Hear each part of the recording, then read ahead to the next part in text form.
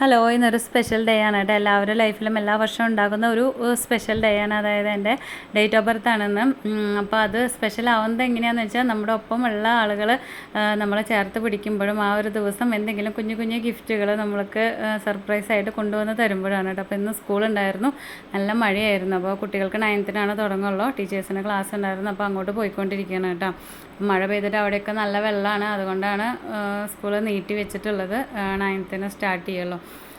അപ്പോൾ അങ്ങനെ സ്കൂളിലൊക്കെ പോയി. അപ്പോൾ അതൊക്കെ കഴിഞ്ഞ് വന്നിട്ട് സർപ്രൈസായിട്ടൊരു കേക്കൊക്കെ കിട്ടിയിട്ടുണ്ടായിരുന്നു.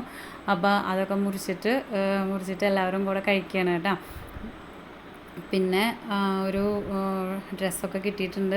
അപ്പം അതൊക്കെയെന്ന് പറയുമ്പോൾ ഭയങ്കര സന്തോഷമുള്ളൊരു കാര്യമാണ് അതൊക്കെ.